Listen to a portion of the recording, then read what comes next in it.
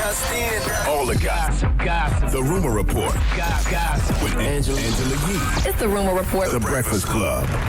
Well, Lamar Odom's book, Darkness to Light. Don't you guys want to read this memoir? I do. I mean, I do, but I keep hearing about it every single day. I feel like I don't need to read it. I'm sure there's a lot more to it because every day we hear a different story. Mm-hmm. Well, this story, he was on the Jenny McCarthy show, and he talks about Khloe Kardashian, and she actually reached out to him about one part of his book. Oh, she sent me a text yesterday. Oh, she good. She talked about one of the stories that I told in the book about her coming to the hotel and putting her hands on a girl. She said she didn't even think that I remember that story. So it was obviously a friendly text or a... Yeah, it was friendly. I would have walked in and beat their out of anybody. Yeah, she could throw that. So it sounds like if she's texting you that there's still an open line of communication with you guys.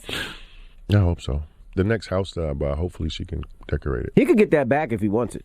Well, how do you know? The fact that she texted him after all of that, after everything that she's been through, embarrassing and all that, the fact that she texted him nice, well, maybe she still has a place. That don't mean she want to get back with him. Yeah, she might have just forgiven him and moved on, and she's over it. That doesn't mean they got history together. They do it in front of each other. That don't mean that they want to be with each other. If you do me dirty and allegedly sniff cocaine and a bunch of strippers and cheating on me all this time and embarrass me over and over again, and I text you on some nicely friendly stuff, that means there's still a little open door to slide in. You do know some people's significant others have drug problems.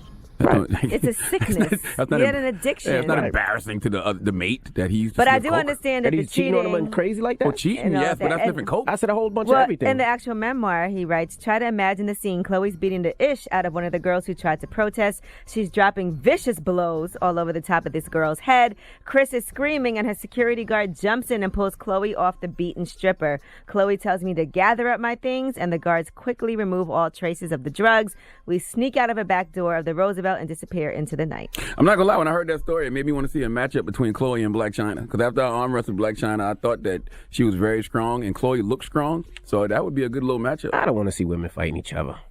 Why?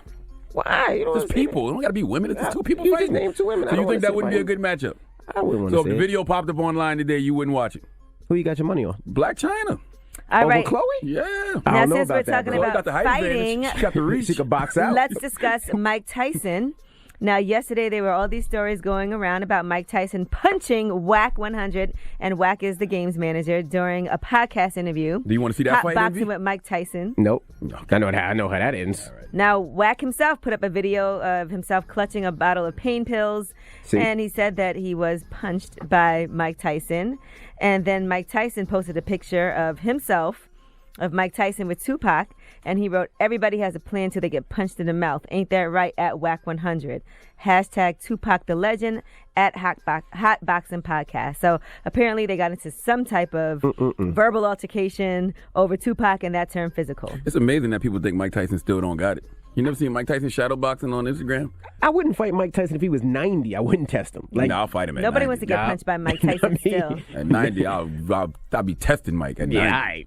Yeah, all right. Now, Kodak Black is going to have to stay behind bars at least until September. And he did try to get out on bail. He needed to travel to South Carolina, deal with a sexual assault case that he has there. But the feds are saying it's too dangerous. They don't trust to let him out, and they don't think he should get out at all before his trial in September. And they did agree with that. The judge agreed with prosecutors. So too dangerous for what? Where's Kodak Black going? Well, you know, they're linking him to a March shooting, and he purchased firearms allegedly through false applications. So I guess they just don't feel like it's a good idea. He purchased a firearm, like fake ID application? Yeah. He's bugging. Allegedly. We don't know for sure that he did that, but that's what they are alleging. He's bugging. All right. Now, Jordyn Woods is going to be on TV. She's making her acting debut. She's going to be on Grownish. So that's dope. It seems like she's moved up in life ever since not being best friends with Kylie Jenner anymore. She posted, "I've been waiting to share this with you guys, but I am so excited to guest star in this season of Grownish." And there's a picture of her and Trevor Jackson and some new faces as well. She said, "This was the first role I've ever booked, and I was nervous at first, but I got past that and had the best time. Take risks and stay consistent to your journey. You never know what the world has to offer." Grownish is a great show. Grownish might be the only 30-minute, I guess you would call it a sitcom, I don't know, that I actually check for on a weekly basis. Yeah, it's on Freeform, too, for people that want to watch that. So shout out to everybody from Grownish. And the NBA reportedly had some conversations with the Raptors about Drake and his Eastern Conference Finals, just the way his behavior has been.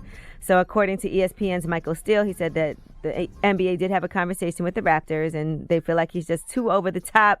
And they did not say exactly what happened during that conversation, how severe it was, when it happened. But apparently people are upset about his behavior. I don't understand why they think Drake is over the top. He's just like a very excited super fan.